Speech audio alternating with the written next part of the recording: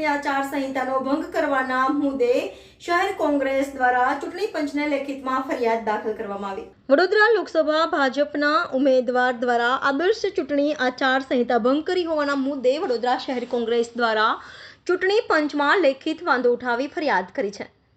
વડોદરામાં લોકસભાની ચૂંટણી તારીખ 7મી મેના રોજ યોજાનાર છે, જેમાં વડોદરા લોકસભાના ભાજપના ઉમેદવાર તરીકે ડોક્ટર હેમાંગ જોશી છે, જેઓ પોતે ફિઝિયોથેરાપિસ્ટ છે। તેઓના પ્રચાર પ્રસાર માટેના હોર્ડિંગ્સમાં ડોક્ટર હેમાંગ જોશી લખેલું જોવા મળે છે। ત્યારે વડોદરા શહેર કોંગ્રેસ દ્વારા કોંગ્રેસ શહેર પ્રમુખ ઋત્વિજ જોશીએ વાંધો ઉઠાવ્યો છે અને ચૂંટણી પંચમાં વાંધો ઉઠાવી આદર્શ આચાર સંહિતા ભંગની ફરિયાદ આપી છે, જેમાં જણાવ્યા મુજબ સુપ્રીમ કોર્ટ તથા ઇન્ડિયન મેડિકલ એસોસિએશન દ્વારા ફિઝિયોથેરાપિસ્ટને ડોક્ટર લખવાની અનુમતિ નથી તે જણાવ્યું હતું। સાથે જ એવો પણ આક્ષેપ કર્યો હતો કે લોકસભાના વડોદરાના ઉમેદવારે પોતાની ચૂંટણી ફોર્મમાં ડોક્ટરનો ઉલ્લેખ નથી કર્યો, છતાં પ્રચાર પ્રસારમાં હોર્ડિંગ્સોમાં તથા બેલેટ મતદાન સમયે પોતાના નામની સામે ડોક્ટર લખી લોકોને ગુમરાહ કર્યા છે અને ચૂંટણીમાં આદર્શ આચાર સંહિતાનો ભંગ કર્યો હોય તેઓ સામે તાત્કાલિક પગલાં લેવામાં આવે તેવી માંગ સાથે લેખિતમાં ફરિયાદ આપી છે। ભારતીય જનતા પાર્ટીના ઉમેદવાર દ્વારા આદર્શ આચાર સંહિતાનો ભંગ થયો હોય એવું અમને લાગે છે, કારણ કે જે એમનું સોગંદનામું છે એફિડેવિટ, જ્યારે એમને ફોર્મ ભર્યું ત્યારે એમને એમના નામની આગળ ડૉક્ટર શબ્દનો ઉપયોગ કર્યો નથી, પરંતુ એમનો જે પ્રચાર પ્રસાર થઈ રહ્યો છે, જે હોર્ડિંગો, બેનર, પોસ્ટર, સોશિયલ મીડિયામાં જે પ્રચાર પ્રસાર કરી રહ્યા છે એમાં એમના નામની આગળ ડૉક્ટર લખાયું છે। બીજું વધુમાં હમણાં જ અમારા ચૂંટણી એજન્ટ કલ્પેશભાઈ પટેલ દ્વારા પણ અમને જાણકારી મળી થોડા દિવસ પહેલાં કે જે સરકારી કર્મચારીઓનું વોટિંગ થયું એમાં બેલેટ પેપર પર ડૉક્ટર લખેલું હતું। તો જે ફિઝિયોથેરાપિસ્ટની જે ડિગ્રી એમની પાસે છે એ સુપ્રીમ કોર્ટનું જે દેશની વડી અદાલત છે એનો જે ચુકાદો છે કે ફિઝિયોથેરાપિસ્ટની આગળ ડૉક્ટર લખાઈ શકે નહીં એવું લેખિતમાં એનો ચુકાદો છે, એનો ઓર્ડર છે અને ઇન્ડિયન મેડિકલ એસોસિએશનની વેબસાઇટ પર તમે જાઓ એમાં પણ આ બધું માહિતી આપેલી છે। તો એમને પ્રજાને ગેરમાર્ગે દોરવા માટે આગળ ડૉક્ટર લખાયું હોય એવું મારું માનવું છે।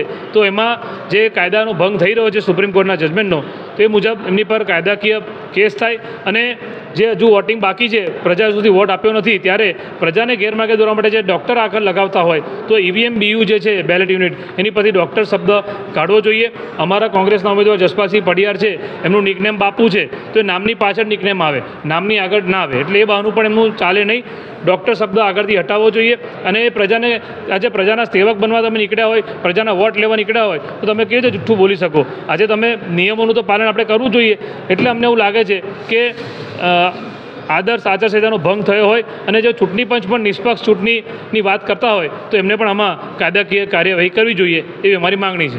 प्लेसमेंट्स प्लेसमेंट्स प्लेसमेंट्स आपको भी प्लेसमेंट्स चाहिए? चलिए दिलाता हूं। हम इस वक्त मौजूद हैं सयाजीगंज में अरीना एनिमेशन में, जिसने देश को कई बड़े designers, 3D artist, web developer और डिजिटल मार्केटिंग एग्जीक्यूटिव्स दिए हैं। इनके साथ कोलैबोरेटेड है वडोदरा के 400 प्लस प्लेसमेंट पार्टनर्स और इन सभी प्लेसमेंट पार्टनर्स की प्रायोरिटी है सिर्फ और सिर्फ अरीना। सिर्फ और सिर्फ अरीना ही क्यों? अरे भाई इसमें कोई जैक वैक नहीं है, समझाता हूं। क्योंकि प्लेसमेंट पार्टनर्स को भी पता है कि अरीना में उनको सबसे अच्छे स्टूडेंट्स मिलेंगे। क्यों? क्योंकि यहां पर personality development, communication skills, resume writing और इसके साथ साथ मॉक टेस्ट भी कराए जाते हैं, ताकि जो रिक्रूटर है उसको डिजायर्ड कैंडिडेट और प्रिपेयर्ड कैंडिडेट पहले से ही मिल जाए। अरीना ने देश के कई शहरों में बड़ी स्ट्रेंथ में प्लेसमेंट्स भी कराए हैं। Cities like Mumbai, Delhi, Calcutta, Bangalore, Hyderabad. Placements के मामले में इन सिटीज में इनका दबदबा है। देश के बड़े बड़े स्टूडियोज, गेमिंग प्लेटफॉर्म्स और कंपनीज के साथ इनका कोलैबोरेशन है और ये जर्नी 1-2 साल की नहीं, पूरे 27 साल की है। 27 साल का अरीना का भरोसा। तो देर किस बात की और टेंशन में क्यों जीना है? अरे आपके अपने शहर वडोदरा में एरीना है।